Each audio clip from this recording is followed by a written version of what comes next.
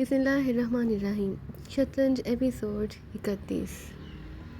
Angel please, میں تم سے معذرت خواہ ہوں کہ میرا لہجہ تم سے تلخ ہو گیا، لیکن اس طرح کے پیچھے بہت بڑی کہانی چھپی ہوئی ہے۔ اگر تمہارے ڈیڈی کسی طور بھی ہم سے مخلص ہوئے تو وہ تمہیں یہ کہانی سنا دیں گے، اور جب وہ کہانی تم سن لو تو مجھے بتانا کہ اب مجھے کیا کرنا چاہیے اور تمہاری ڈیڈی کے لیے میرے دل میں کیا جذبات ہونے چاہیے۔ بس اب یہ موضوع ختم۔ مجھے افسوس ہے کہ آج میں تمہارے لیے ذہنی تقدر کا باعث بنا۔ میں آئندہ بھی تم سے ملتا رہوں گا، بس شرط یہ کہ تم مجھ سے ملنا پسند کرو۔ یہ کیا بات ہوئی پرنس؟ میں آپ سے ملنا کیوں پسند نہیں کروں گی؟ باہر طور میں ذرا کھری طبیعت کی واقعہ ہوئی۔ اگر ڈیڈی کے سینے میں آپ کا کوئی راز چھپا ہوا ہے تو انہیں بتانا پڑے گا، اور اگر انہوں نے نہ بتایا تو پھر میں آپ کو بھی پریشان نہیں کروں گی۔ مجھے اجازت ہے ابھی سے اینجل۔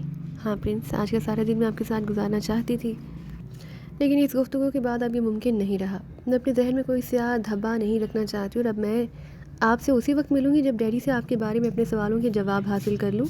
خدا حافظ۔ وہ اٹھی اور دروازے کی طرف بڑھ گئی۔ میں نے بھی اسے روکنے کی کوشش نہیں کی۔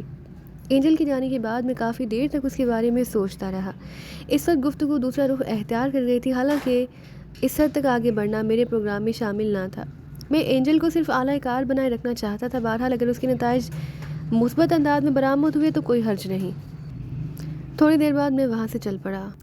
شام کو 7 بجے مجھے گل کا فون ملا۔ ہیلو گل، خیریت؟ نہیں منصور، میں ایک پبلک کارگو سے بول رہی ہوں، میں خطرے میں ہوں۔ کون سے علاقے میں ہوں گل؟ یہ کوئنز وے ہے۔ جلدی سے تفصیل سنو۔ میں شمو کے گھر گئی تھی، شمو اور اس کی ماں سے ملاقات ہوئی، وہیں ایاز بھی مل گیا۔ اس کا ذہنی توازن درست نہیں۔ بہرحال میں ان لوگوں کو ساتھ لے کر چل پڑی۔ ابھی ہم زیادہ دور نہیں گئے تھے کہ ہمارا تعاقب شروع ہو گیا۔ یہ نیلے رنگ کی ایک شیورلیٹ ہے اور اس کا نمبر PK 808 ہے۔ کار میں کئی افراد نظر آ رہے ہیں۔ میں گھنٹے بھر سے انہیں ڈاج دینے کی کوشش کر رہی ہوں۔ ان کی کار غائب ہو جاتی ہے، لیکن چند لمحوں کے بعد پھر پیچھے لگ جاتی ہے۔ شاید وہ ہماری رہائش گاہ کا پتہ چلانا چاہتے ہیں، اور اسی نقطۂ نگاہ سے ہمارا تعاقب کر رہے ہیں۔ جب کوئی صورت نظر نہیں آئی تو گاڑی روک کر اس بوتھ سے تمہیں فون کر رہی ہوں۔ اب بتاؤ کیا کروں؟ نیلی کار کہاں ہے؟ میں نے پوچھا۔ تقریباً 200 گز دور کھڑی ہے۔ میں آ رہا ہوں گل، تم کوئنز وے سے ہائی اسٹریٹ کی طرف بڑھو۔ ہائی اسٹریٹ ختم ہو جائے تو بزنس گارڈن کی طرف مڑ جانا۔ میں اسی سمت سے آ رہا ہوں۔ اوکے گل نے کہا اور فون بند کر دیا۔ میں نے ریسیور رکھتے دروازے کی طرف چھلانگ لگائی، پستول لیا، چہرے پر ماسک لگایا اور دوڑتا ہوا باہر نکل آیا۔ طاہر اور اعظم کو ان کے کمرے سے لیا اور پوش میں کھڑی گاڑی میں جا بیٹھا۔ اعظم نے اسٹیئرنگ سنبھال لیا۔ ہائی اسٹریٹ جتنی تیز چل سکتے ہو چلو، میں نے کہا، اور کار فراٹے بھرنے لگی۔ میرے ذہن میں گڑگڑاہٹ سی ہو رہی تھی۔ ایاز زندہ ہے اور مل گیا ہے، میری بڑی ہیجان خیز خبر تھی۔ وہ شمو کے پاس کیسے پہنچ گیا؟ متضاد خیالات ذہن میں آ رہے تھے۔ کار طوفانی رفتار سے دوڑ رہی تھی۔ بزنس گارڈن اسٹریٹ پر گل کی کار نظر نہیں آئی۔ پھر ہم ہائی اسٹریٹ پر پہنچ گئے۔ گل کی کار جہاں بھی نظر نہ آئی اور نہ کہیں نیلی کار دکھائی دی۔ دفعتاً میں نے اعظم کے کندھے پر ہاتھ رکھا۔ تھوڑی دور سڑک کے کنارے گل کی کار کھڑی نظر آ گئی۔ اعظم نے بریک پر دباؤ ڈالا اور کار کی رفتار ہلکی ہو گئی۔ یس پرنس، اس نے پوچھا۔ چلتے رہو اور اس کار کے قریب سے سست رفتاری سے گزرو، میں نے کہا۔ ذہن کسی خطرے کی نشاندہی کر رہا تھا۔ ہماری کار گل کی کار کے قریب سے گزری۔ گل کی کار خالی تھی۔ فٹ پاتھ سے لگا کر روک دو اعظم، میں نے چاروں طرف دیکھتے ہوئے کہا۔ کار رکی تو میں نے دروازہ کھول کر جلدی سے اتر آیا۔ طاہر اور اعظم میرے پیچھے تھے۔ گل کی کار کھلی ہوئی تھی اور اگنیشن میں چابی موجود تھی۔ پچھلی سیٹ پر کچھ چوڑیاں ٹوٹی پڑی تھی۔ صورتحال کا اندازہ ہو رہا تھا وہ لوگ گل کا تعاقب کر کے اس کی رہائش گاہ کا پتہ لگانا چاہتے تھے، لیکن جب انہوں نے گل کو فون کرتے دیکھا تو انہیں اندازہ ہو گیا کہ سچویشن بدلنے والی ہے، لہٰذا انہوں نے فوراً انتہائی قدم اٹھا ڈالا۔ بہرحال اب فوری طور پر صحیح فیصلہ کرنا تھا۔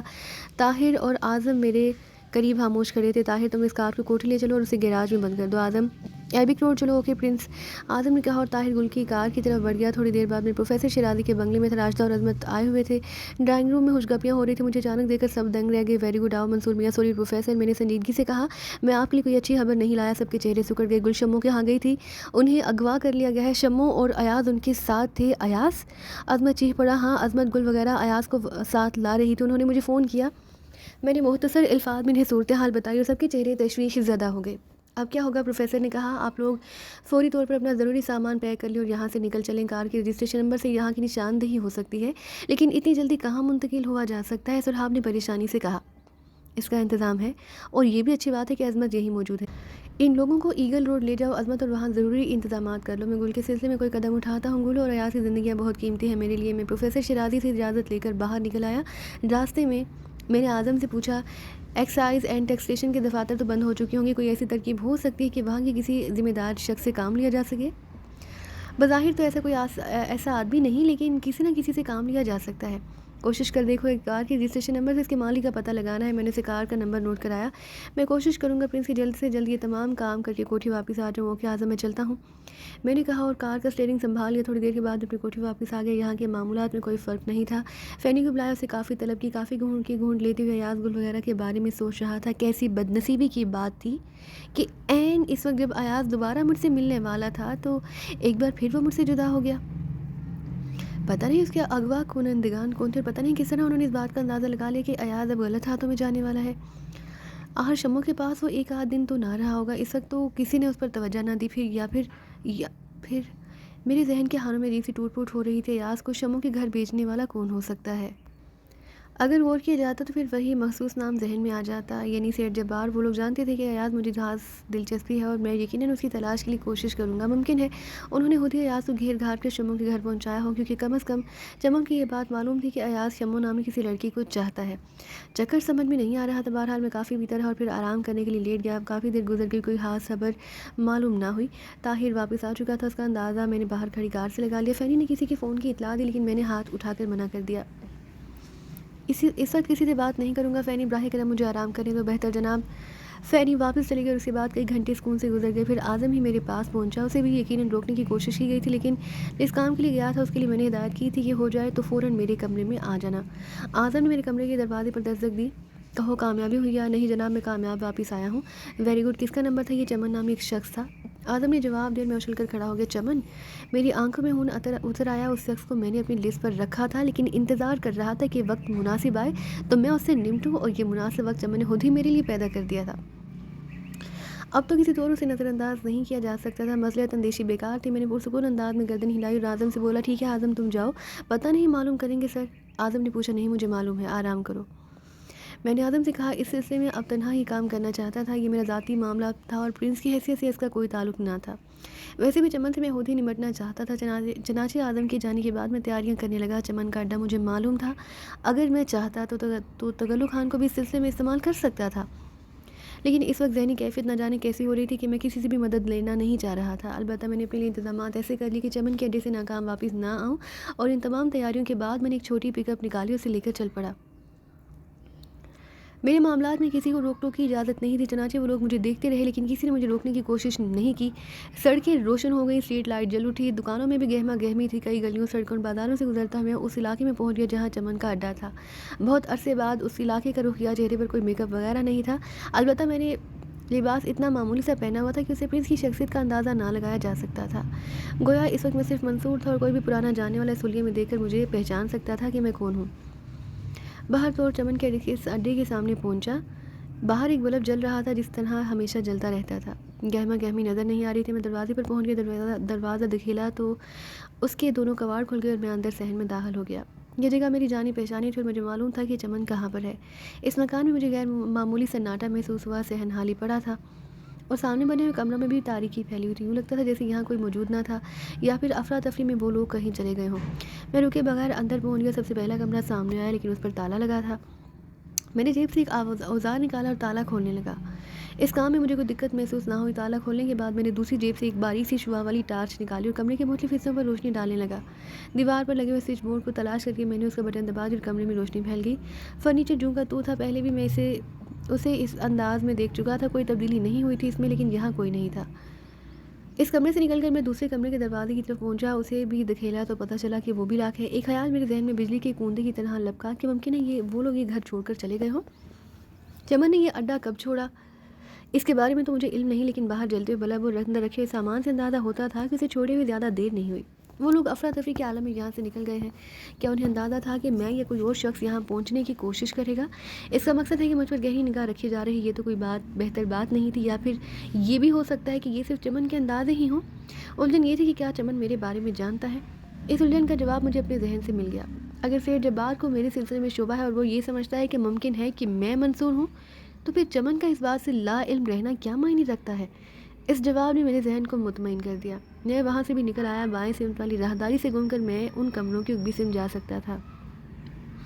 उधर भी कई कमरे मौजूद थे। मैं राहदारी के सबसे पहले कमरे के दरवाजे पर रुका, उसे धकेल कर देखा, लेकिन वो बंद नहीं था।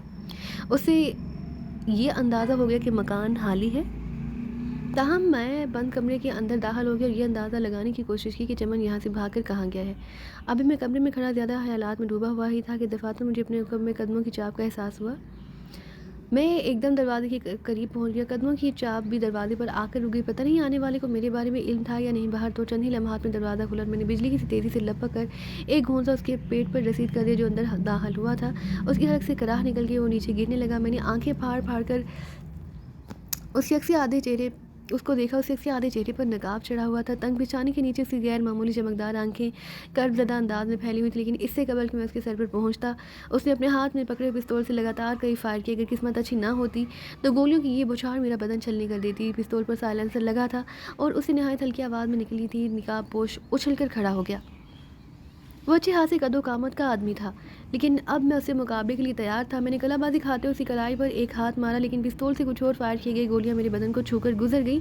بس تقدیر ہی میرا ساتھ دے رہی تھی، ورنہ اتنے نزدیک سے چلائی ہوئی کوئی بھی گولی کارآمد ثابت ہو سکتی تھی بھلا۔ میں نے ایک ہاتھ زمین پر ٹکا کر دونوں ٹانگیں اوپر کو اٹھائیں اور اس کی گردن پر دونوں ٹانگوں سے ضرب لگائی۔ اس کے حلق سے ایک کریہا چیخ نکل گئی، لیکن اس کے ساتھ ہی کمرے کے پختہ فرش سے سیمنٹ کے انگنت ٹکڑے بھی فضا میں بکھرے تھے۔ تمام گولیاں فرش پر لگیں، البتہ میرے پیروں کی ضربوں نے اسے بری طرح زخمی کر دیا۔ میں نے فوراً ہی دوسری ٹھوکر اس کے سینے پر لگائی اور یہ ضرب اس کے لیے قابل برداشت ثابت ہوئی۔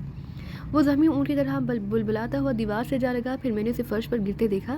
اسی وقت کوئی چیز سنسناتی ہوئی میرے پاس سے گزری اور دروازے کی چوکھٹ میں پیوست ہو گئی، اور دوسرے ہی لمحے ایک اور نقاب پوش کمرے میں گھس آیا۔ اس کے ہاتھ میں 2 فٹ لمبی لوہے کی ایک سلاح تھی۔ کمرے میں آتے ہی اس نے چیتے کی طرح مجھ پر چھلانگ لگائی اور اس کے ساتھ اس نے آہنی سلاح کو میرے سر کی طرف گھمایا، مگر میں اس کے نشانے سے ہٹ چکا تھا۔ وہ گھٹنوں کے بل گرا اور اس سے پہلے کہ وہ سنبھلتا، میری لات اس کی پشت پر پڑی اور وہ کلا بازی کھا گیا۔ اس نے سلاح والا ہاتھ فرش پر ٹیک کر خود کو فرش کی ٹکر سے بچایا۔ اسی وقت میں ایک ہی جسم میں اس کے سر پر پہنچ کر اپنا پاؤں اس کے سلاح والے ہاتھ پر دے مارا۔ اسی اثنا میں دوسرے نقاب پوش اپنے آپ کو سنبھال کر اٹھ کھڑا ہوا اور اس نے مجھ پر چھلانگ لگا دی۔ میں چونکہ اس کی طرف سے غافل تھا، اس لیے وہ مجھے لیے ہوئے نیچے پڑے نقاب پوش پر گرا اور اس کے منہ سے چیخ نکل گئی، لیکن پھر میں نے سنبھلنے میں دیر نہیں لگائی۔ میں نے دونوں ہاتھ زمین پر ٹیک کر اپنی پشت پر پڑے ہوئے نقاب پوش کو اچھال دیا اور اس کے بعد میں نے انہیں ٹھوکروں پر رکھ لیا۔ وہ ہتھیلیاں اور گھٹنے ٹیک کر اٹھنے کی کوشش کرتے، لیکن میری ٹھوکریں انہیں پھر فرش چاٹنے پر مجبور کر دیتی۔ چند لمحوں ہی میں نے دونوں ہاتھ زمین پر ٹیک کر اپنی پشت پر پڑے ہوئے نقاب پوش کو اچھال دیا اور اس کے بعد میں نے انہیں ٹھوکروں پر رکھ لیا۔ وہ ہتھیلیاں اور گھٹنے ٹیک کر اٹھنے کی کوشش کرتے، لیکن میری ٹھوکریں انہیں پھر فرش چاٹنے پر مجبور کر دیتی۔ چند لمحوں ہی میں نے انہیں توڑ پھوڑ کر رکھ دیا۔ وہ کراہ رہے تھے، لیکن ان کی کراہیں زیادہ بلند نہیں تھیں۔ پتہ نہیں وہ جان بوجھ کر آوازیں دبا رہے تھے یا پھر ان کی آوازیں ہی نہیں نکل رہی تھی۔ وہ بدحواس ہو گئے۔ میں نے سوئچ بورڈ کی طرف چھلانگ لگائی اور اس کمرے میں بھی تیز روشنی کر دی۔ مجھے خدشہ تھا کہ ان کے کچھ ساتھی باہر موجود ہوں گے، اس لیے میں نے دروازہ اندر سے بند کر دی۔ باہر جو کچھ ہوگا بعد میں دیکھا جائے گا، فی الحال تو اندر والوں کی مزاج پرسی ضروری تھی۔ تیز روشنی میں ان کی آنکھیں چندھیا گئی۔ میں دوبارہ ان کے سروں پر پہنچ گیا۔ ان میں سے ایک نے گڑ گڑانے لگا، نہیں اب ہمیں مار کھانے کی سکت نہیں رہی، ابھی تو ابتدا ہوئی ہے دوستو۔ میں نے زہر ہن سے کہا اور ان میں سے ایک کی نقاب کھینچ لی۔ چہرہ اجنبی تھا، لیکن اچھا خاصا صحت مند اور تندرست، عمر 28-30 کے درمیان رہی ہوگی۔ پھر میں نے دوسرے آدمی کے چہرے سے نقاب اتاری اور میں چونک پڑا۔ یہ ویلن تھا، چمن کے خاص گرگا۔ بہت خطرناک آدمی تھا اور مجھے اچھی طرح جانتا تھا۔ ان لوگوں نے میری شکل دیکھی تو ان کے چہروں پر خوف کے آثار پھیل گئے۔ ویلن پہچانتے ہو مجھے؟ میں نے پوچھا۔ پہچانتا ہوں منصور، اس نے گگیاتے ہوئے کہا۔ اس کے باوجود تم نے مجھ پر حملہ کرنے کی کوشش کی؟ ہاں خدا کی قسم منصور، ہمیں نہیں معلوم تھا کہ یہ تم ہو۔ اگر ہمیں علم ہوتا تو ہم تم پر ہرگز ہاتھ نہ اٹھاتے۔ کیوں مجھ پر ہاتھ کیوں نہ اٹھاتے؟ اس لیے کہ تمہارے ہاتھوں کا کمال ہم اچھی طرح دیکھ چکے ہیں۔ یہ کون ہے؟ اس کا نام جگو ہے۔ تم نہیں پہچانتا؟ اب پہچان لیا ہوگا تم دونوں نے۔ اب بتاؤ، مرنا چاہتے ہو یا میرے سوالوں کے جواب دو گے؟ نہیں منصور، ہمیں مارنے سے تمہیں کوئی فائدہ نہیں ہوگا، یقین کرو۔ میرے علم میں نہیں تھا کہ یہ تم ہو، نہ ہی ہمیں تمہارے بارے میں کچھ بتایا گیا تھا۔ اچھا ٹھہرو، پہلے یہ بتاؤ کہ تم دونوں کے علاوہ یہاں اور کتنے آدمی ہیں؟ اس وقت ہم دونوں کے علاوہ اور کوئی نہیں، یہ پورا اڈا خالی پڑا ہے۔ اگر یہ سب غلط ہوا تو سوچ لو تمہیں زندہ نہیں چھوڑوں گا۔ ٹھیک ہے، اگر یہ بات ہے تو ہمیں مار ڈالنا۔ ویلن نے کہا۔ اب یہ بتاؤ کہ اڈا کس وقت خالی ہوا؟ استاد تھوڑی دیر پہلے ہی یہاں سے گیا ہے۔ کہاں؟ غلام پور میں بڑبڑایا۔ ہاں میں سچ کہہ رہا ہوں، وہ غلام پور سردار آنند سنگھ کے پاس گیا ہے۔ سردار سنگھ استاد کے گہرا دوست ہے۔ تمہیں کیسے معلوم ہوا؟ ہم لوگوں کو ہدایت دے کر گیا تھا کہ یہاں سے نمٹنے کے بعد ہم بھی غلام پور پہنچ رہے ہیں، وہ سردار آنند سنگھ کے اڈے پر موجود ہوگا۔ اس نے اچانک یہ فیصلہ کیوں کیا؟ میں نے سوال کیا۔ استاد کے کام استاد جانے، مجھے اس سلسلے میں کچھ علم نہیں۔ کس طرح گیا ہے وہ غلام پور؟ کار کے ذریعے۔ दूसरा आदमी जब संभल कर बैठ गया तो मुतहय्यराना अंदाज में मुझे देख रहा था। उसके चेहरे पर हैरत के आसार थे। वो कभी विलन को देख रहा था और कभी मुझे। उसे शायद इस बात पर हैरत थी कि विलन सब बातें मुझे सच सच क्यों बता रहा है। चमन के साथ और कौन कौन है? उस्ताद अयाज है और 3 औरतें हैं। एक बूढ़ी है, एक 28-30 साल की औरत और एक 20-22 साल की लड़की। इसके अलावा मुझे और कुछ मालूम नहीं। अगर ये इतलात गलत निकली तो बेशक तुम हमें गोली मार देना। विलन जल्दी से बोला। उठो, मैंने गराई हुई आवाज़ में कहा, और वो दोनों उठने की कोशिश करने लगे। मेरी ठोकरों ने शायद उन्हें इस काबिल नहीं छोड़ा था कि वो अपने पैरों पर खड़े रह सकते। दूसरे आदमी ने, जिसका नाम जग्गू था, रंधी हुई आवाज़ में कहा, मैं खड़ा नहीं हो सकता, शायद मेरी पुंडी की हड्डी टूट गई है। चलो विलन, तुम इसे उठा के कंधे पर लाद लो। हालांकि मेरे लिए मुनासिब तो यही है कि मैं तुम्हें यहीं दफन कर दूं, लेकिन अभी मुझे तुमसे कुछ और काम लेने हैं। तुम मेरी कैद में रहोगे। अगर चमन गुलामपुर में आनंद सिंह के अड्डे पर ना मिला तो फिर मैं तुम दोनों के जिस्मों में इतने ही सुराख करूंगा जितनी गोलियां तुम मुझ पर चला चुके हो। ठीक है मंसूर, तुम बेशक हमें कैद करो, लेकिन उस्ताद चमन तुम्हें गुलामपुर ही में मिलेगा। विलन ने जवाब दिया। मैं उन्हें कवर किए हुए गाड़ी तक लाया और गाड़ी चलाने की जिम्मेदारी विलन को सौंपी। थोड़ी देर बाद मैं अपनी कोठी पहुंच गया। गेट पर खड़े हुए चौकीदारों ने हैरत आमेज निगाहों से स्टीयरिंग पर बैठे हुए विलन को देखा और तेज़ी से गाड़ी की तरफ बढ़े, लेकिन मैंने खिड़की से सर निकाल कर उन्हें अपनी जगह जाने को कहा। ताहिर ने शायद सूरत हाल का किसी हद तक अंदाज़ा लगा लिया था। वो दौड़ता हुआ कार के करीब आया। मैं दरवाज़ा खोलकर उतर आया। वो दोनों भी बाहर आ गए। फिर मैंने उन्हें ताहिर के हवाले करते हुए कहा, इन्हें तहखाने में बंद कर दो और इनकी सख्त निगरानी करो। ताहिर ने गर्दन हम कर दी और उन्हें लिए हुए आगे बढ़ गया। मैं अपने कमरे में आ गया। सूरत हाल और ज़्यादा तशवीशनाक हो गई थी। बहुत सी ऐसी बातें थी जो मेरे जहन में तशना रह गई थी। चमन के बारे में पता चल गया था कि वही गुल अयाज शम्मा और उसकी माँ को अगवा करके ले गया था, लेकिन उसने अपने अड्डा क्यों हाली कर दिया? फिर अड्डा हाली करने के बाद उसने गुलामपुर का रुख किया। आखिर क्यों? यहाँ तो उसकी और सेठ बार की बेशुमार ठिकाने थे। उन दोनों को उसने यहाँ क्यों छोड़ा? मुमकिन है उसके जहन में ये बात हो कि कोई इस तरफ आएगा, लेकिन अगर उसके जहन में ये खदशा था तो फिर उसने ये क्यों नहीं सोचा कि मैं आने वाला मैं भी हो सकता हूँ। उसकी एक ही वजह हो सकती है, वो ये कि उन लोगों को यकीन आ गया कि प्रिंस दिलावर मैं ही हूँ। तब भी उन्होंने यही सोचा होगा कि प्रिंस दिलावर की हैसियत से अब मैं बजाते खुद मैदानी अमल में नहीं आ सकता। यकीनी तौर पर मैं अपने आदमी को भेजूंगा। इसीलिए उन्हें हिदायत कर दी गई होगी कि अगर ज़्यादा अफराद नजर आएँ तो वह खामोशी इख्तियार कर ले, और अगर 1-2 आदमी हो तो उन्हें संभाल लिया जाए। लेकिन अब सवाल ये पैदा होता था कि क्या गुलामपुर का रुख किया जाए। ये एक बिला वजह की उलझन सर आ पड़ी थी, लेकिन अब इस मामले को तातुल में छोड़ा तो नहीं जा सकता था। गुल और अयाज की बाजियाबी मेरा फ़र्ज़ था। अगर ताहिर वगैरह को साथ ले जाऊँ तो हम वहाँ की तैयारियाँ करनी पड़ेंगी, जबकि मैं फ़ौरन गुलामपुर पहुँच जाना चाहता था। गुल मेरे लिए बड़ी मोहतरम हैसियत रखती थी और अयाज तो मेरा जिगरी दोस्त था। मैंने फ़ैसला कर लिया कि मैं आज ही तन्हा गुलामपुर के लिए रवाना हो जाऊँ। खुद भी तो हाथ पाँव हिलाने चाहिए। गुलामपुर के बारे में मेरी मालूमात ज़्यादा नहीं थी, ताहम इतना ज़रूर जानता था कि वो पहाड़ी इलाके और सिर्फ डाकू वगैरह की तस्वीरें सुनने में आते हैं। मुझे कभी गुलामपुर जाने का इत्तेफाक नहीं हुआ था, लेकिन रास्ते की सिमत का अंदाज़ा था। 2 घंटे बाद मैं सफ़र के लिए तैयार था। मैंने सफ़र के लिए लैंड रोड का इंतखाब किया। इसके अलावा अच्छी खासी करेंसी भी साथ रख ली और चंद चीज़ें भी लैंड रोड के लिए मखसूस हिस्सों में पोशीदा कर दी, जो मेरे लिए बेहद करामत थी। गुलामपुर रवाना होने से कबल मैंने प्रोफेसर शिराजी से मिलना बेहतर समझा और उनसे मिलना मेरे लिए सूदमंद ही साबित हुआ। उन्होंने गुलामपुर के सिलसिले में मुझे काफ़ी मालूमात फराहम की और चंद एड्रेस भी दिए कि मैं ज़रूरत पड़ने पर इनसे रजू कर सकूँ। नेशनल हाईवे सुनसान पड़ी थी। शहर के आखिरी पेट्रोल पंप से मैंने लैंड रोड की बड़ी टंकी फुल करवा ली और लैंड रोड बर्फ रफ्तारी से हाई रोड पर दौड़ने लगी। मैंने अपना जहन आज़ाद छोड़ दिया। कोई सोच नहीं थी, बस सड़क पर नज़र जमाए गाड़ी चला रहा था। रफ्तार बताने वाली सुई 80 और 90 के दरमियान लर्ज रही थी। सड़क बिल्कुल सुनसान जो सरदार नगर तक अभी एक गाड़ी भी नज़र नहीं आई थी। आदिलाबाद पहुंचने में 2 घंटे लग गए। यहाँ संगमील नज़र आया जिस पर गुलामपुर 60 किलोमीटर के अल्फाज दर्ज थे। यहाँ सड़क 2 शाहों में तकसीम हो जाती थी। मैंने गुलामपुर वाली सड़क पर गाड़ी मोड़ दी, फिर इसी रफ्तार से गाड़ी दौड़ाने लगा। दफातन गाड़ी के अगले हिस्से में कोई आहट सुनाई दी और स्टीयरिंग पर मेरे हाथ बहक गए। मैंने पूरी कुव्वत से ब्रेक लगाकर लहराती गाड़ी को रोका और उसके साथ ही पिस्तौल निकालकर गाड़ी के अगले हिस्से में रोशनी कर दी। लैंड रोड की अगली सीट पर मुझे 2 टांगें नजर आईं। फिर किसी के बड़बड़ाने की आवाज़ सुनाई दी। मैं होन पीछे देखता रहा और जब उसका चेहरा सामने आया तो मैं बुरी तरह चौंक पड़ा। वो बहरोज़ सी, उसी रूप में जिससे मैंने चंद घंटे कबल उसे प्रोफेसर की कोठी में देखा था। जल्दी जल्दी अपना लिबास झाड़ रही थी। सत्यानाश तुम्हारा, उसने उसीले लहजे में कहा। इतनी देर से गाड़ी दौड़ाए जा रहे हो, एक कप कॉफ़ी की ज़रूरत भी महसूस नहीं हुई तुम्हें? तुम बहरोज़ हो या उसका भूत? मैंने हैरत से पूछा। भूत होती तो तुम्हारी गर्दन से ना चिमट जाती। सारे कपड़े गारत कर दिए। अचानक बड़ी बेतकल्लुफ़ हो गई तुम, लेकिन तुम यहाँ कैसे पहुँच गई?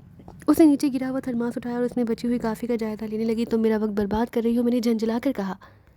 तुम्हें काफ़ी पिलाकर दोबारा फ़िज़ा में तहलील हो जाऊंगी। इसने थर्मास में बची हुई काफ़ी एक कप में उंडेल कर मेरी तरफ बढ़ाते हुए कहा, लो काफ़ी पियो। میں نے کپ اس کے ہاتھ سے لیا. اس نے دوسرے کپ میں اپنے لیے کافی ڈلی اور تھرماس گاڑی کے پچھلے حصے میں رکھ کر میرے برابر والی سیٹ پر آ بیٹھی. مجھے اس کی موجودگی کا یقین نہیں آ رہا تھا. پھر اس کا انداز گفتگو اس قدر بے تکلف وہ پہلے کبھی نہیں ہوئی تھی. ایمان سے بری طرح جل گئی ہوں. وہ اپنی کلائیوں کو سہلاتے ہوئے بولی, کافی کس قدر گرم ہے اس کا اندازہ تم خود لگا سکتے ہو. میں روز اب بھی بتا دو اعتراف کر چکا ہوں کہ سخت حیرت زدہ ہوں. میں نے بے بسی سے کہا, ذہن پر زور دیجیے منصور صاحب, سب کچھ یاد آ جائے گا. بالکل گھامڑ ہوں, بالکل تم بتا دو, میں نے کہا. تو بہروز بے ساختہ ہنس پڑی. بری بات ہے, دراصل لڑکی کی حیثیت سے رہتے ہوئے میں وہاں کی یکسانیت سے بور ہو گئی تھی اور مجھے اب اپنے آپ سے شکایت پیدا ہو چلی تھی. پھر جب تم پروفیسر شیرازی سے باتیں کر رہے تھے تو مجھے موقع مل گیا.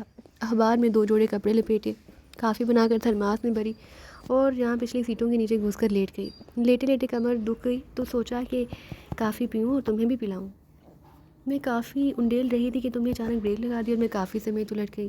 بہروز نے کچھ اس انداز سے کہا کہ مجھے ہنسی آ گئی. ہم دونوں خاموشی سے کافی پیتے رہے. پھر میں نے کافی کا آخری گھونٹ لے کر کہا, لیکن اب وہ لوگ جو تمہارے لیے پریشان ہوں گے. نہیں, میں بھوندو کو بتا آئی ہوں, وہ انہیں بتا دے گا. بہروز نے کہا, میں آپ کی اس طرح آمد کا مقصد پوچھ سکتا ہوں محترمہ؟ جبکہ میں کسی کو بھی ساتھ لانا نہیں چاہتا تھا. پہلی وجہ تو بتا چکی ہوں, یکسانیت سے بوریت. دوسری وجہ یہ ہے جناب کہ کسی میں اور بہروز میں بہت فرق ہے. بہروز وہ ہے جس نے بادیان میں حضور کے ساتھ کافی وقت گزارے اور کبھی بھی شکایت کا موقع نہیں دیا. بہروز غلام پور میں کافی مشکلات ہو سکتی ہیں میرے لیے. بادیان کے بہروز کو بھول گئے منصور, وہاں کی بات اور تھی, میں نے متفقرانہ انداز میں کہا. بے فکر رہیں, پہلے کی طرح اب بھی آپ کے لیے تکلیف دہ ثابت نہیں ہوں گی. میں نے لینڈ روڈ سٹارٹ کر کے آگے بڑھا دی. بہروز کی وجہ سے میرا ذہن الجھ گیا تھا. میں نے سوچا کہ غلام پور پہنچ کر اچھی طرح دل کے بڑاس نکالوں گا اور چمن سے اپنا پرانا حساب کتاب بھی چکاؤں گا. لیکن اب بہروز کی وجہ سے محتاط رہنا پڑے گا. غلام پور تک کا بقایا سفر خاموشی سے طے ہوا تھا. رات کا پہلا پہر ختم ہونے کا تھا جبکہ غلام پور کی روشنی نظر آئیں. اعتراف کے مناظر گو کی تاریکی میں ڈوبے ہوئے تھے لیکن انہیں محسوس کیا جا سکتا تھا. ہاتھی سرسبز جگہ تھی. غلام پور کا پھیلاؤ بھی معمولی نہیں تھا. روشنیوں کی وجہ سے شہر کے احاطے کا اندازہ ہوتا تھا. 15 لاکھ سے کم آبادی نہیں تھی. شہر پتہ نہیں کیسا ہوگا. لینڈ روڈ غلام پور میں داخل ہوگی. صاف ستھری کشادہ سڑکیں اور روشنیاں. غلام پور میری توقعات کے برعکس خوبصورت شہر تھا. اندرونی علاقوں میں ایسے شہر کا تصور نہیں کیا جا سکتا تھا, لیکن یہ ایک عمدہ جگہ تھی. کم از کم 5 بڑے ہوٹلوں کے نیون سائن نظر آ چکے تھے اور گاڑیاں بھی نظر آ رہی تھی.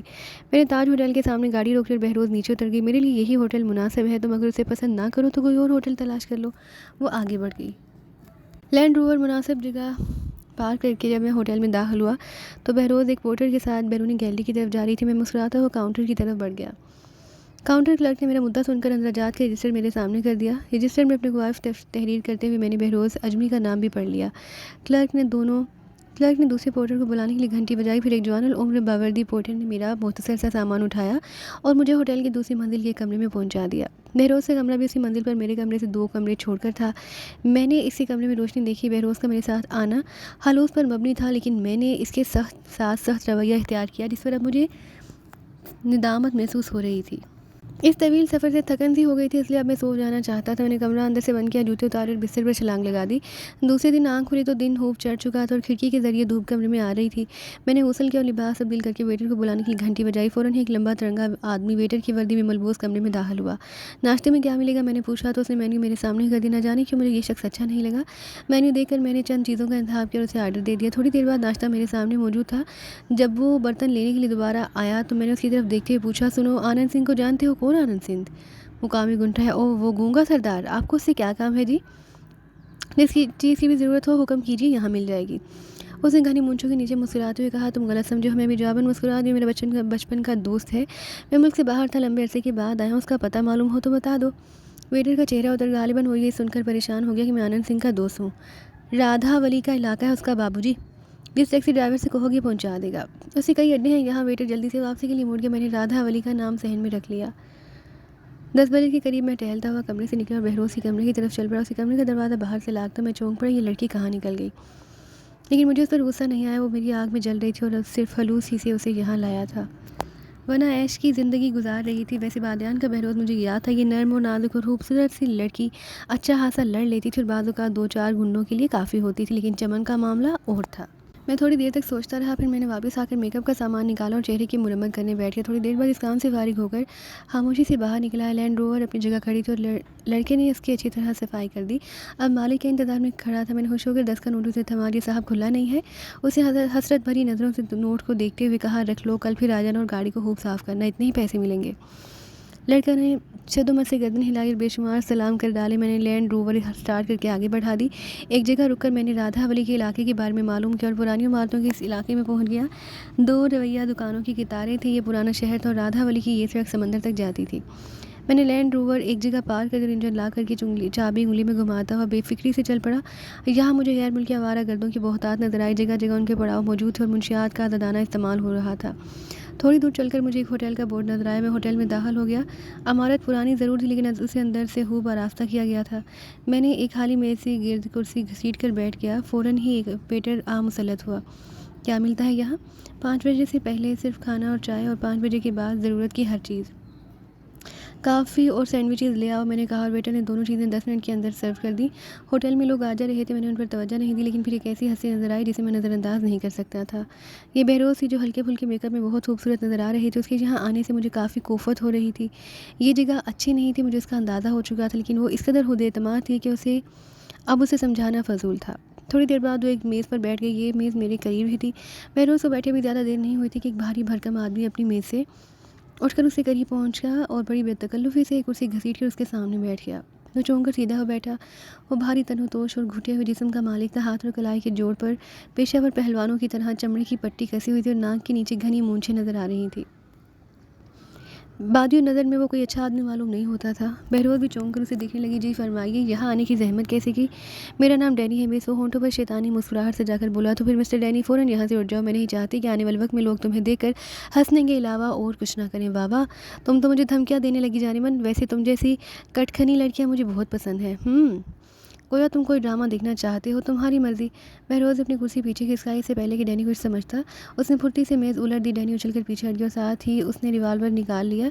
उसके रिवाल्वर का रुख अभी बहरोज़ की तरफ था कि बहरोज़ ने उल्टी हुई मेज़ पाँव से डैनी पर उछाली। मेज़ पूरी कुव्वत से उसके सर से टकराई। उससे बचने की कोशिश में डैनी का पाँव फिसल गया। वो नीचे गिरा और मेज़ उसके सर पर। बहरोज़ उछलकर उस मेज़ पर चढ़ गई। करबो जवार की मेज़ों से लोग उठ खड़े हुए। मैंने चौकन्ना अंदाज में चारों तरफ देखते हुए जेब में हाथ डालकर रिवाल्वर पर गिरफ्त मजबूत कर ली, ताकि अगर किसी तरह से मुदाखलत की कोशिश की जाए तो रिवाल्वर की गोली उसे रोक सके। पूरे हाल पर निगाह दौड़ाने के बाद मुझे कोई ऐसा शख्स नज़र नहीं आया जो डैनी और बहरोज़ के मामले में मुदाखलत करने का इरादा रखता हो। वैसे सबकी निगाहों में दिलचस्पी के तासुरात और एक कमज़ोर सी लड़की और तवाना मर्द के दरमियान होने वाली कशमकश को दिलचस्पी से देख रहे थे। इब्तदाई चंद लम्हात में बहरोज़ पूरी तरह डैनी पर छाई रही। मेज़ का वज़न बहरोज़ के वज़न के साथ मिलकर डैनी के लिए हाथी परेशानी का बायस बना हुआ था। रिवाल्वर अब भी उसके हाथ में दबा हुआ था, लेकिन उसका रुख ऐसा था कि अगर गोली चलती तो वो फर्श को झूलती हुई कहीं से कहीं निकल जाती। बहरोज़ को कोई नुकसान नहीं पहुंच सकता था, चूँकि मेज़ का एक कोना डैनी की कलाई पर भी जमा हुआ था, इसलिए वो रिवाल्वर का रुख तब्दील नहीं कर सकता था। बहरोज़ ने मेज़ पर ज़ोर ज़ोर से कई झटके लगाए और वो डैनी के सर पर पहुंच गई। फिर उसके जूते की ठोकर डैनी के खोपड़ी पर पड़ी। वो बुरी तरह कराह उठा, लेकिन उसने उठने में देर नहीं लगाई। उसने बहरोज़ पर हमला करने की कोशिश की, लेकिन बहरोज़ की ज़ोरदार ठोकर उसकी पुंडली पर पड़ी। वो जूं ही झुका, बहरोज़ ने उसकी कमर पर लात रसीद कर दी। मेरे होंठों पर मुस्कुराहट फैल गई। रोज़ अभी तक बहुत उम्दा जा रही थी। मैं सोच भी नहीं सकता था कि ये नाजुक सी ज़माना साज लड़की जो बादियान में सिर्फ अपनी फुर्ती और चालाकी की वजह से खतरनाक मुजरिमों से बची रही, लड़ाई भड़ाई में भी माहिर होगी। पता नहीं इस दौरान में मुझे देख भी सकी थी या नहीं। बाहर तो मैंने सोच लिया कि मैं इसी वक्त आगे बढ़ूंगा जब उसे कोई परेशानी लाहक होगी। उसकी खुद एतमादी को भी आजमा लिया जाए। बहरोज़ चूँकि बिला वजह डैनी से उलझना नहीं चाहती, इसलिए डैनी के मुंह के बल गिरते उसने दरवाजे की तरफ छलांग लगाई और बेहतर यही था कि दरवाजे के दोनों वेटरों ने उसे रोक लिया। बहरोज़ ने होनहार नज़रों से उसे देखते हुए पूछा, क्या बात है? क्या चाहते हो? बिल की रकम मादाम और तोड़फोड़ जो आप कर चुकी हैं। एक वेटर ने कहा। बहरोज़ ने मुतवहिश निगाहों से डैनी की तरफ देखा। डैनी फिर उठ रहा था। बहरोज़ ने जल्दी से पर्स खोलकर एक बड़ा नोट खींचा और वेटर के मुंह पर खींच मारा। वेटर ने जल्दी से नोट लपक लिया, लेकिन अभी उन्होंने रास्ता नहीं छोड़ा था। इसी वक्त बहरोज़ का उल्टा हाथ एक वेटर के मुंह पर पड़ा और वेटर लड़खड़ा गया। इसी तरह बहरोज़ को बाहर निकलने का मौका मिल गया। उसने दरवाजे की तरफ छलांग लगा दी थी। उसी वक्त डैनी भी उठ खड़ा हुआ और धाड़ता हुआ बाहर की तरफ लपका। अब मेरे लिए भी वहाँ रुकना मुमकिन नहीं रहा था। मैंने एक नोट निकाल कर मेज़ पर रखा और तेज़ी से बाहर निकल आया।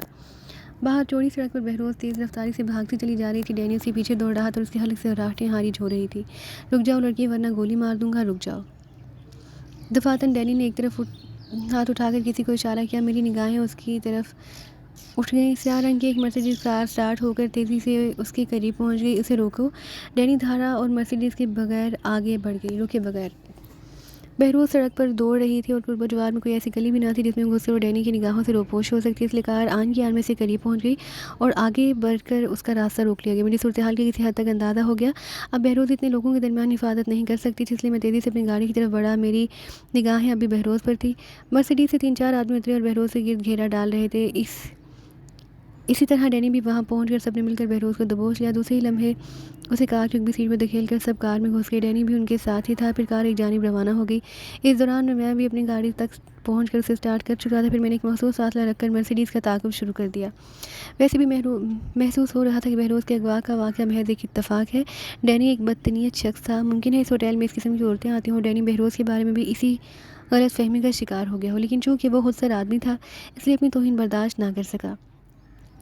इस सारे हंगामे के दौरान किसी शख्स ने भी बहरोज़ की मदद करने की कोशिश नहीं की। इसका मतलब था कि सब लोग डैनी को अच्छी तरह जानते थे कि इसके मामले में मुदाखलत करने के क्या नताइज बरामद हो सकते हैं। मेरी लैंड रोवर मर्सिडीज़ के पीछे दौड़ती रही।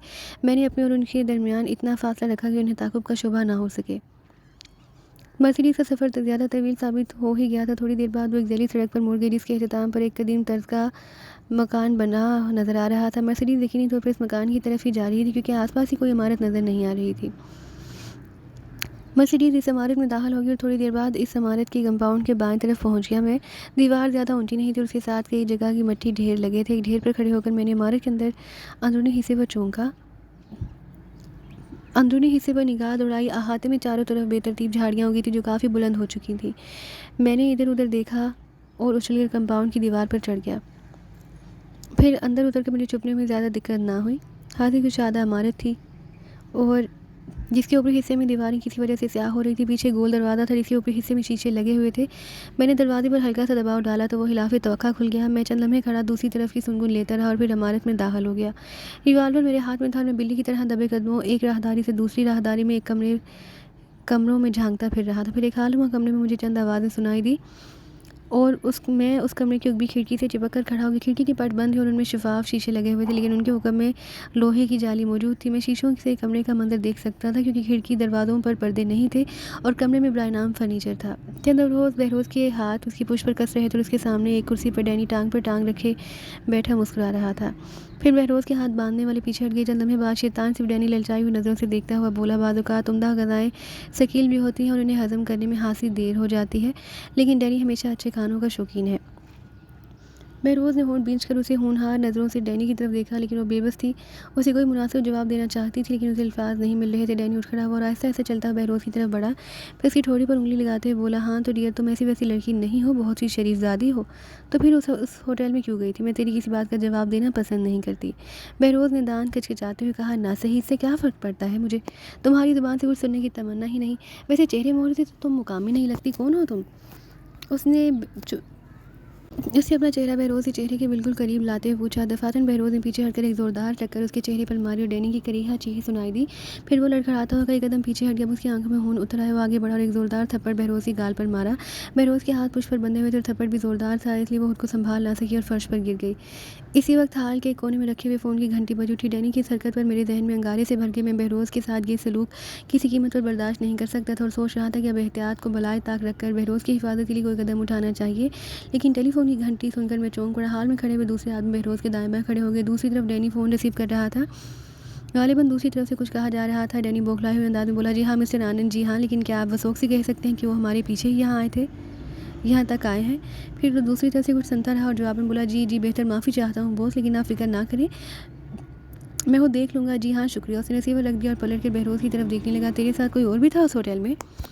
उसने हकारत आमेज़ अंदाज में बहरोज़ से पूछा। बहरोज़ ने जवाब देने की बजाय नफ़रत से ज़मीन पर थूक दिया। डैनी ने इस तरफ तवज्जो नहीं दी और अपने आदमी से बोला, देखो जाओ, किसी ने हमारा ताक़ुब किया और ताक़ुब करने वाला लैंड रोवर था।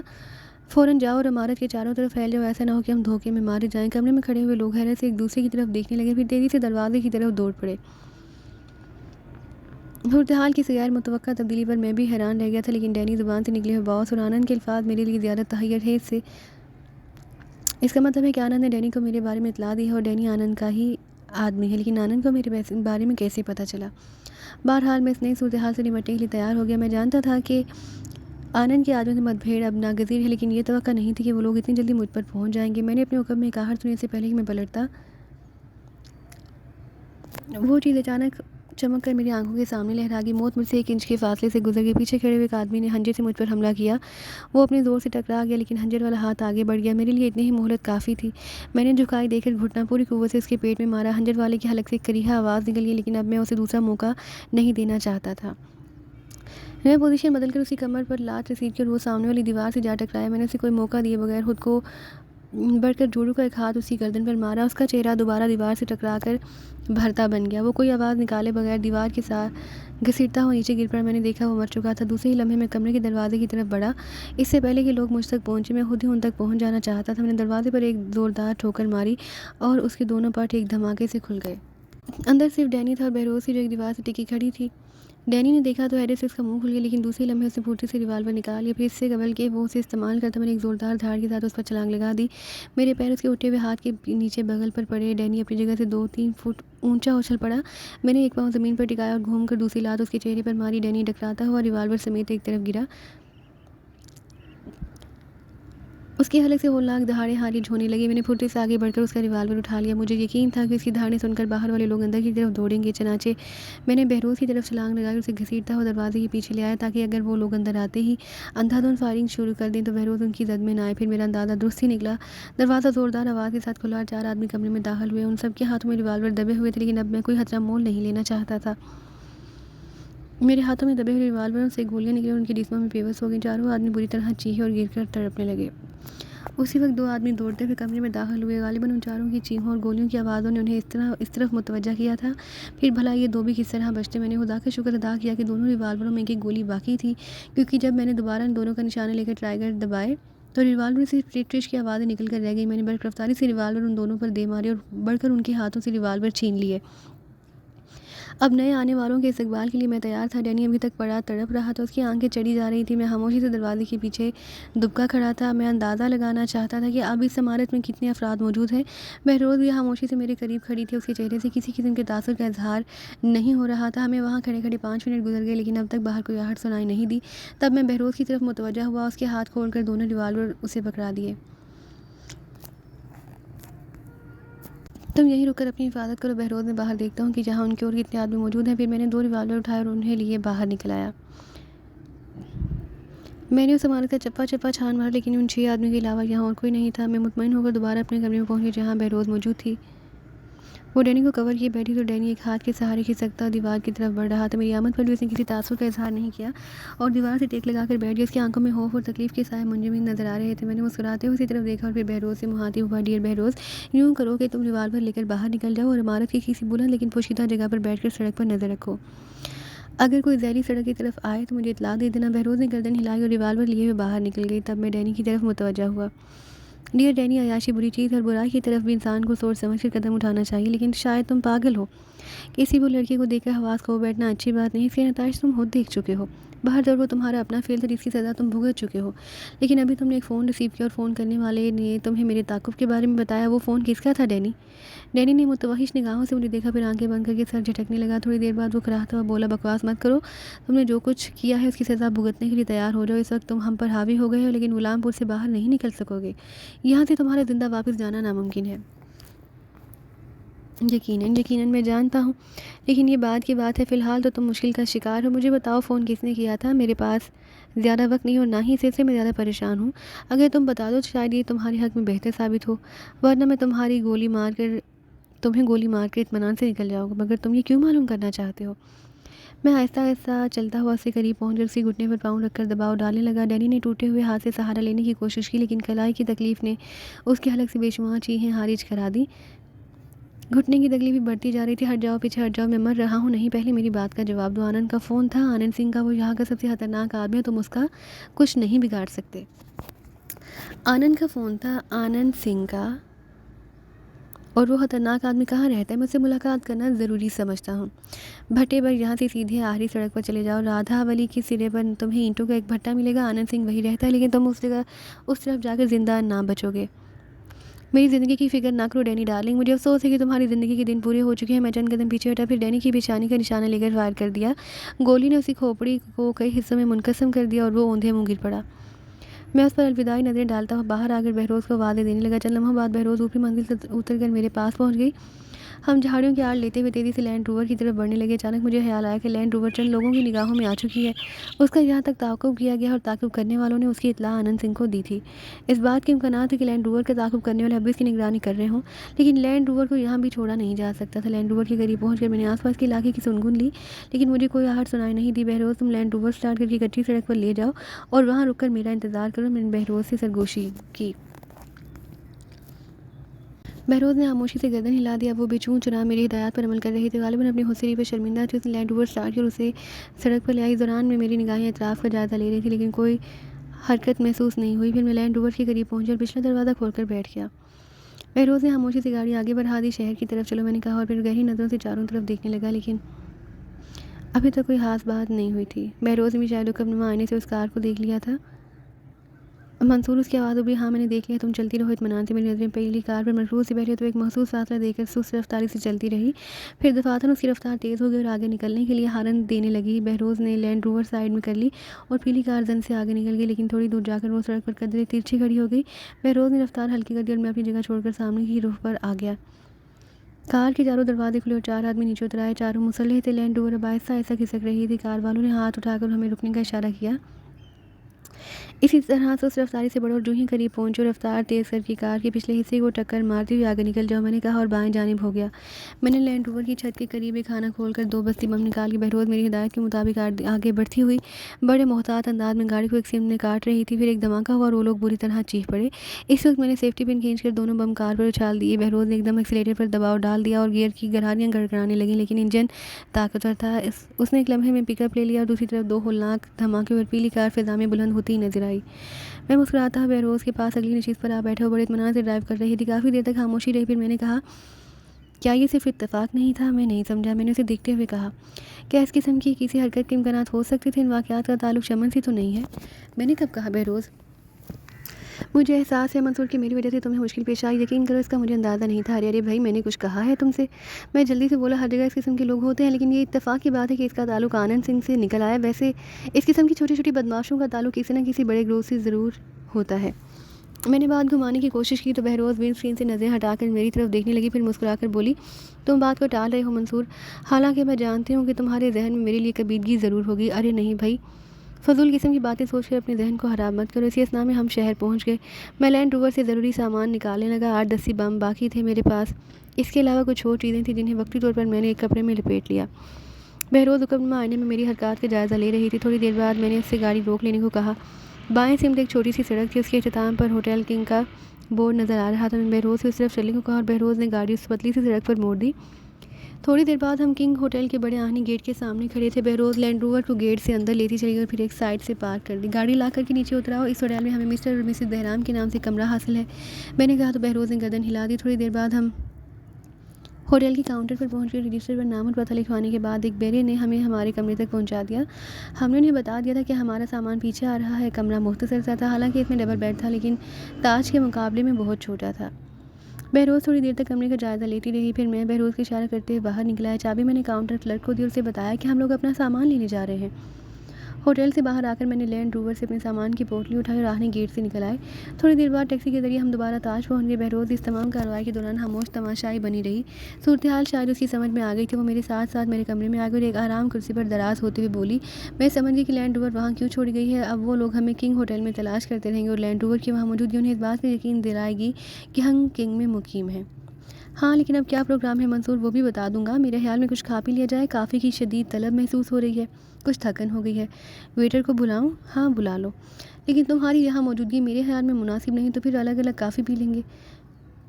اس وقت یہی بہتر ہے۔ یہ دوسری بات ہے کہ جب ویٹر تمہارے کمرے میں کافی سرو کر دے تو میں بھی وہیں آ جاؤں گا۔ ٹھیک ہے، میں کافی منگوا رہی ہوں، تھوڑی دیر بعد آپ میرے کمرے میں ہی آ جائیے گا۔ تقریباً 15 منٹ بعد بہروز کے کمرے میں میں چلا گیا۔ کافی آ چکی تھی۔ بہروز نے کافی کی ایک پیالی بنا کر میرے آگے رکھ دی، دوسری خود لے کر بیٹھ گئی۔ کافی کے ساتھ کچھ لوازمات بھی تھے۔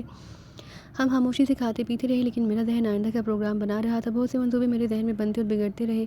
پھر میں نے ایک گہری سانس لے کر کہا، اب بتاؤ بہروز، کوئی ترکیب سمجھ میں آتی ہے؟ کیسی ترکیب؟ صورتحال تمہارے علم میں ہے، اس سے نمٹنے کے لیے کوئی بہتر ترکیب تمہارے ذہن میں آ سکتی ہے؟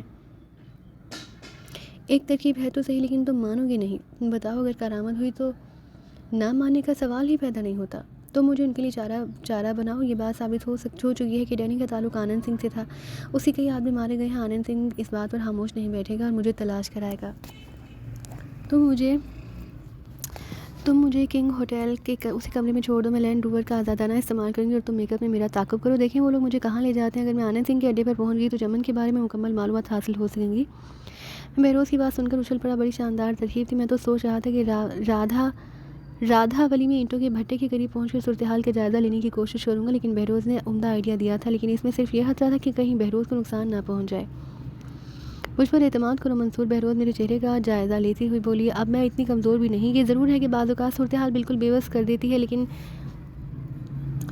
بار بار ایسا بھی نہیں ہوتا۔ یہ تو ٹھیک ہے، لیکن ہمت نہیں پڑتی کہ تمہیں داؤ پر لگا دوں۔ منصور، ادھر ایاز اور گلجیت داؤ پر لگے ہوئے ہیں، کیا ان کی حیثیت مجھ سے کم ہے؟ بہروز، تم بہت عظیم ہو۔ میرے لیے جس طرح تم نے خود کو وقف کر دیا میں اسے کبھی نہیں بھولوں گا، لیکن پلیز منصور، وہ لجاجت سے بولی، ان باتوں کی ضرورت نہیں، تم مجھے ان کا اہل ثابت ہونے کا موقع دو۔ میں اس کی پیشکش پر غور کرنے لگا، لیکن بہر صورت اس میں بہروز کے لیے خطرہ تھا۔ آنند سنگھ اپنے خاص آدمیوں کی موت پر خاموش نہیں بیٹھے گا اور بہروز کے سلسلے میں معلومات حاصل کرانے کی کوشش کرے گا۔ پھر میں بہروز سے اتفاق کر کے وہاں سے اٹھ گیا۔ کیا سوچا ہے منصور؟ ٹھیک ہے بہروز، اگر تم یہ قربانی دینے کے لیے تیار ہو تو میں تمہاری یہ پیشکش قبول کرتا ہوں۔ میں اپنے چہرے پر میک اپ کر لوں، پھر یہاں سے ضروری سامان لے کر ہم کنگ ہوٹل چلیں گے۔ وہاں تم اسی کمرے میں مقیم ہو جانا اور میں کوئی دوسرا کمرہ حاصل کر لوں گا تاکہ تم پر نگاہ رکھ سکوں، لیکن ایک مسئلہ ہے۔ وہ کیا؟ مجھے بھی ایک گاڑی کی ضرورت ہوگی تاکہ میں تمہارا تعاقب کرتا رہوں۔ ہاں، سب بڑا شہر ہے میرے خیال میں جہاں کرائے کی گاڑیاں مل جاتی ہوں گی۔ ٹھیک ہے، یہ معلومات بھی کنگ چل کر ہی حاصل کر لوں گا، میں نے جواب دیا۔ بہروز سے کمرے سے نکل آیا۔ خوش قسمتی سے کنگ میں دوسرا کمرہ بہروز کے کمرے کے ساتھ ہی مل گیا۔ بہروز سے اس کمرے میں چھوڑ کر میں باہر نکل آیا۔ ہوٹل سپروائزر سے کرائے کی کار کے بارے میں پوچھا تو اس نے خود ہی ایک کار کی پیشکش کر دی۔ کار مجھے پسند آئی اور میں نے کرایہ ادا کر کے اس کی چابی حاصل کر لی۔ یہ مسئلہ بھی حل ہو گیا، کہیں باہر جانے کی نوبت نہیں آئی تھی اور پھر ہم انتظار کرنے لگے۔ رات 8 بجے بہروز ڈائننگ ہال میں پہنچ گئی۔ میں بھی اپنے کمرے سے نکل آیا، لیکن میں ڈائننگ ہال میں رکنے کی بجائے ہوٹل سے باہر نکل گیا اور کن اکھیوں سے اطراف کا جائزے لینے لگا۔ تھوڑی دیر بعد مجھے ایک گاڑی نظر آ گئی جو کنگ کے سامنے ایک تنگ سی گلی میں کھڑی تھی۔ گاڑی میں روشنی تھی اور 2 آدمی اگلی سیٹوں پر بیٹھے نظر آ رہے تھے۔ میں ٹہلنے کے انداز میں گلی کے سرے تک گیا اور واپس آ گیا۔ یقیناً وہ لوگ لینڈ روور کی نگرانی کر رہے تھے۔ میں ڈائننگ ہال میں واپس آ گیا اور بہروز سے ذرا فاصلے پر ایک میز سے گرد بیٹھ گیا۔ بہروز کھانا کھا رہی تھی، میں نے بھی کھانے کا آرڈر دے دیا۔ 10 بجے ہم دونوں ڈائننگ ہال میں بیٹھے رہے۔ پھر بہروز کے اٹھنے کے بعد میں بھی اٹھ گیا۔ ڈائننگ ہال میں کوئی نہیں تھا اور راہداری بھی خالی پڑی تھی، چنانچہ میں بہروز کے کمرے میں داخل ہو گیا۔ کیا صورتحال ہے؟ میں نے پوچھا۔ اس نے پوچھا۔ گاڑی کی نگرانی ہو رہی ہے، 2 آدمی نگاہ میں آئے ہیں۔ بہروز کسی سوچ میں ڈوب گئی، پھر میری طرف دیکھتے ہوئے بولی، کچھ کہنے کی جسارت کر سکتی ہوں منصور؟ ہاں کہو، کیا بات ہے؟ جب ہم نے ایک پروگرام ترتیب دیا ہے تو اس کی تکمیل میں دیر کرنے کی کیا ضرورت ہے؟ میں نے صرف حامیہ نگاہوں سے اسے دیکھا۔ میں لینڈ روور لے کر آوارہ گردی کرنے نکل کھڑی ہوتی ہوں، کہیں نہ کہیں وہ لوگ کھل کر سامنے آ ہی جائیں گے۔ اوکے، تیار ہو جاؤ، میں نے کہا اور بہروز اٹھ کھڑی ہوئی۔ کوئی خاص تیاری تو کرنی نہیں تھی اسے۔ تھوڑی دیر بعد وہ باہر نکل آئی۔ اس دوران میں نے اپنی تیاری مکمل کر لی۔ لینڈ روور ہوٹل کی کمپاؤنڈ سے نکل گئی تو میں نے بھی اپنی گاڑی سٹارٹ کر کے آگے بڑھا دی۔ گیٹ سے تھوڑے فاصلے پر رک کر میں نے گلی میں گاڑی کھڑی ہوئی کار کی طرف دیکھا۔ میرا اندازہ درست تھا، وہ سٹارٹ ہو کر لینڈ روور کے پیچھے چل پڑی۔ پھر میں نے اس کار کی اگبی روشنیوں کے سہارے اس کا تعاقب شروع کر دیا۔ اب یہ بھی اتفاق ہوا کہ بہروز کا رخ رادھا ولی کی طرف تھا۔ وہ کہیں رکے بغیر رادھا ولی کے آخری سرے پر اینٹوں کے بھٹے کے قریب پہنچ گئی۔ وہاں ایک ریسٹورانٹ کے سامنے سے گاڑی روکی اور اتر کے ریسٹورانٹ میں داخل ہو گئی۔ تعاقب کرنے والے بھی اس کے پیچھے پیچھے ریسٹورانٹ میں آ گئے۔ وہ 3 آدمی جو اچھے خاصے تنور توش کے مالک تھے۔ میں نے یہی مناسب سمجھا کہ گاڑی ہی میں بیٹھ کر ان کی واپسی کا انتظار کروں۔ پون گھنٹے تک مجھے اسی طرح بیٹھے رہنا پڑا، پھر میں بری طرح چونک پڑا۔ 2 آدمی بہروز کو سنبھالے ہوئے ریسٹورانٹ سے باہر لا رہے تھے۔ بہروز نیم بدہوشی کی کیفیت میں تھی۔ میں کار کا دروازہ کھول کر نیچے اتر آیا، کوئی فیصلہ نہیں کر پا رہا تھا کہ کیا کروں۔ وہ دونوں اپنی کار کی طرف بڑھنے کی بجائے بہروز کے لیے بھٹے کی سمت روانہ ہو گئے جو تھوڑے فاصلے پر نظر آیا تھا۔ بھٹے کے نزدیک کچھ اور عمارتیں بھی نظر آ رہی تھیں۔ میں ان عمارتوں کی آڑ لے کر ان کا تعاقب کرنے لگا۔ تھوڑی دیر بعد وہ ایک خوشنما عمارت میں داخل ہو گئی، گویا یہی آنند سنگھ کی رہائش گاہ تھی۔ باہر طور بہروز کو قربانی کا بکرا بنایا تھا تو اس کی حفاظت کی ذمہ داری بھی میرا فرض تھا۔ میں اسے نگاہوں سے اوجھل ہونے نہیں دینا چاہتا تھا، چنانچہ میں نے ایک ایسی جگہ تلاش کر لی جہاں رک کر میں اس عمارت کی نگرانی کر سکتا تھا۔ میں نے فیصلہ کر لیا کہ 1 گھنٹے تک انتظار کروں گا، اس کے بعد میں عمارت میں داخل ہو جاؤں گا۔ وقت گزرتا رہا، میرے بدن میں اینٹھن سی ہونے لگی، سمجھ میں نہیں آ رہا تھا کہ کیا قدم اٹھاؤں۔ پھر میں عمارت میں داخل ہونے کے ارادے سے آہستہ آہستہ عمارت کی طرف بڑھنے لگا۔ پہلے میں اس عمارت کا چاروں طرف سے جائزہ لینا چاہتا تھا۔ ابھی میں عمارت کے گیٹ سے تھوڑے فاصلے پر تھا کہ میں نے گیٹ سے کسی کو نکلتے دیکھا۔ جب وہ شخص روشنی میں ذرا قریب آیا تو اسے دیکھ کر میری آنکھیں حیرت سے پھیل گئیں۔ یہ تغلق خان تھا۔ چمڑے کی جیکٹ اور چست پتلون میں خاصا اسمارٹ نظر آ رہا تھا۔ پتلون کی جیبوں میں ہاتھ ڈالے ہونٹوں سے سیٹی بجاتا لاپرواہی سے چلا رہا تھا۔ میں نے اعتراف کا جائزہ لیا کہ کوئی اس کی نگرانی تو نہیں کر رہا، لیکن ایسی کوئی بات نہ تھی۔ تغلق خان کافی دیر تک پیدل چلتا رہا اور پھر وہ اس ریسٹورانٹ کی طرف بڑھ گیا جہاں سے تھوڑی دیر پہلے بہروز کو اغوا کیا گیا تھا۔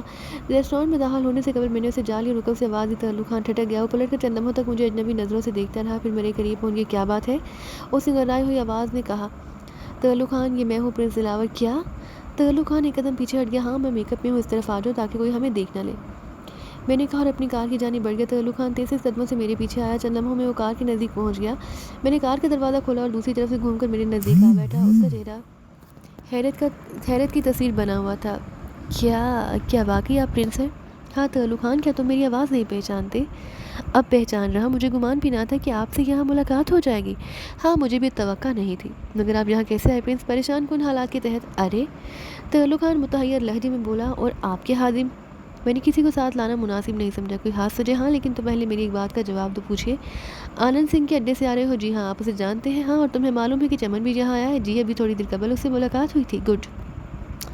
تب تو تمہیں یہ بھی معلوم ہوگا کہ وہ کچھ لوگوں کو لے کر آیا ہے؟ نہیں، میں نے یہاں اس کی آمد کے بارے میں پوچھا تھا لیکن اسے تفصیل نہیں بتائی۔ تو پھر مجھ سے سنو تغلق خان، وہ گل ایاز اور 2 عورتوں کو لے کر یہاں آیا ہے۔ گل کو تم جانتے ہو؟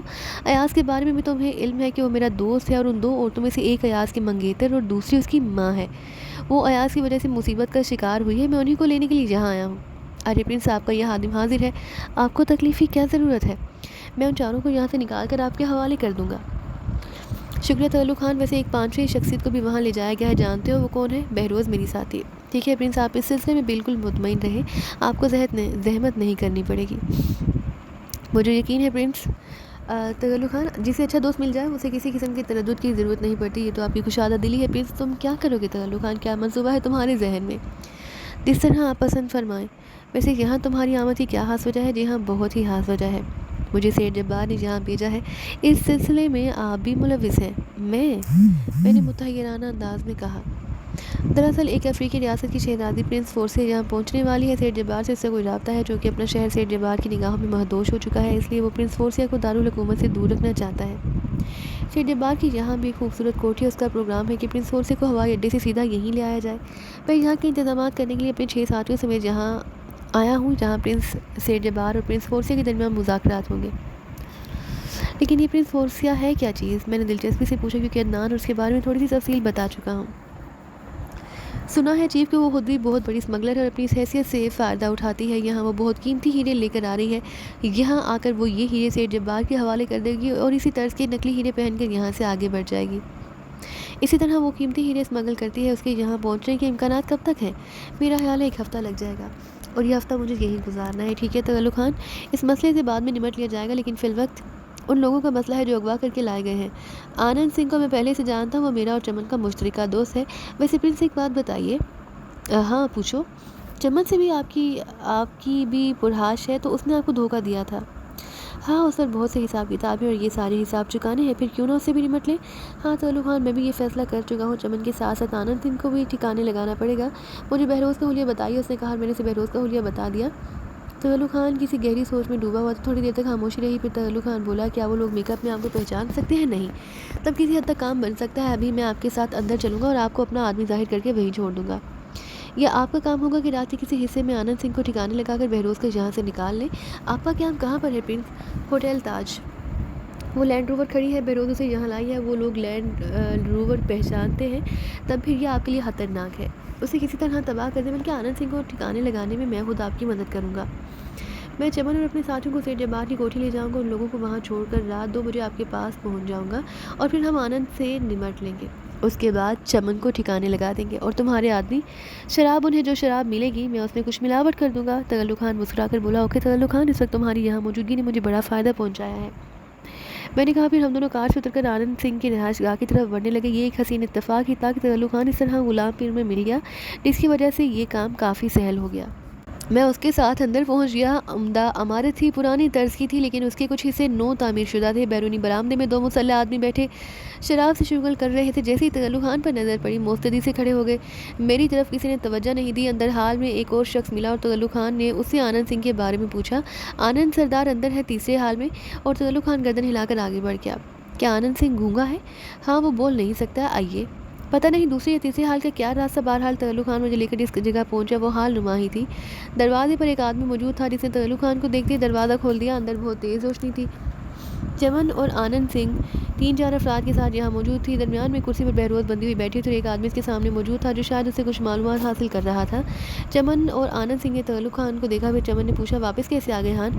کام تھا ایک چمن، تم لوگ مصروف ہو؟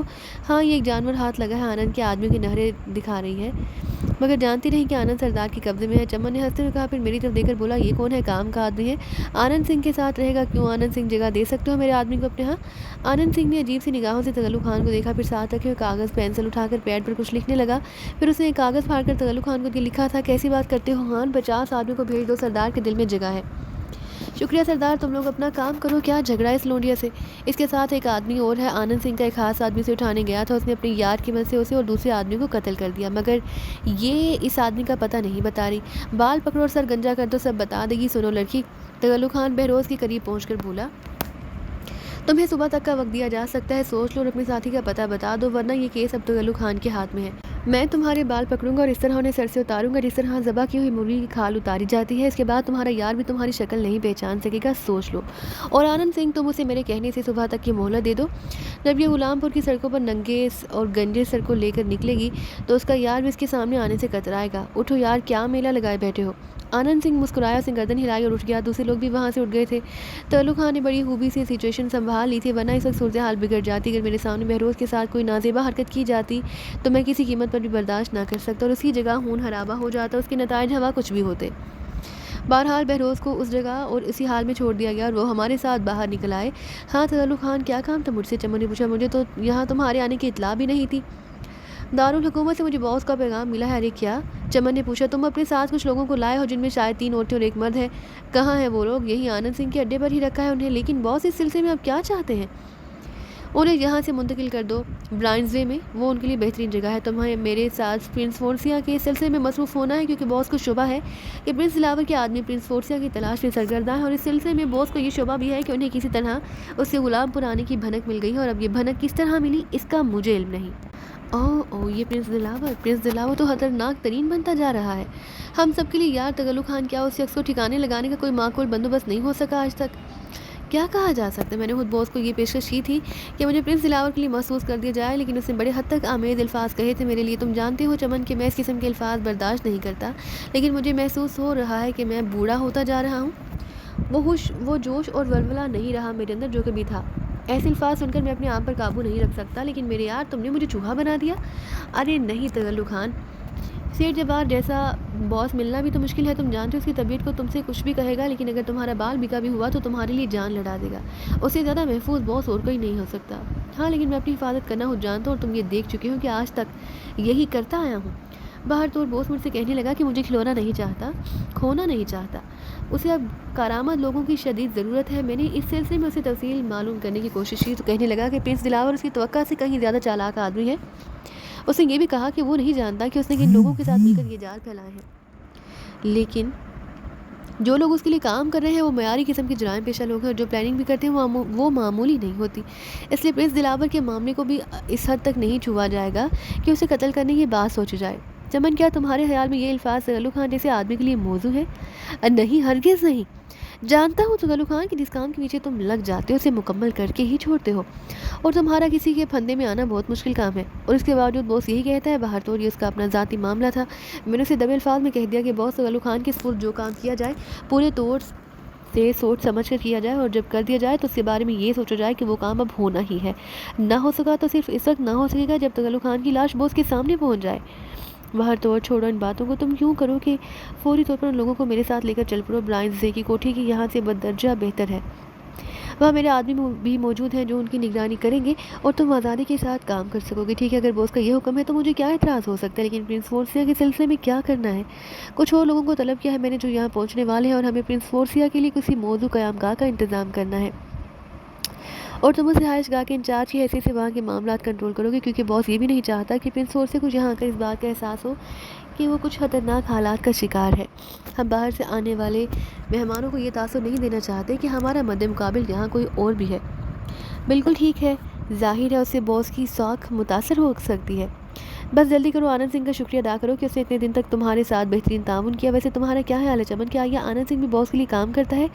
तुम्हें नहीं इल्म तगल्लुक खान? नहीं, मुझे इस सिलसिले में कुछ नहीं मालूम। हाँ, ये गुलामपुर में बॉस के मफादात का निगरान है। दरअसल गुलामपुर की एक सरहद थोड़ी सी दूर जाने के बाद एक पड़ोसी मुल्क से मिल जाती है। इस सरहद के ज़रिए कुछ माल आता है। आनंद सिंह चूँकि मजहबन हमसे जुदा है, इसलिए इस मुल्क में उसे कुछ मराहत हासिल है और उसके आदमी बासानी इधर से उधर काम कर सकते हैं। बॉस ने आनंद सिंह का इंतखाब इसीलिए किया है। आनंद सिंह इस इलाके का बेताज हुक्मरान है। उसके नाम पर कुछ भी कर लिया जाए कोई पूछ कुछ होती ही नहीं। गुड। कितने आदमी हैं उसके पास? लातादार, लेकिन वो मोहतात अंदाज में काम करने का आदी, क्योंकि उस पर गैर मुल्की जासूस होने का शोभा भी किया जा सकता है। अच्छा चलो ठीक है, आनंद सिंह का आदमी है। बहरहाल अब तुम उन लोगों को साथ लो और मेरे साथ चलो। बस 1 मिनट ज़रा आनंद सिंह से बात कर लूँ।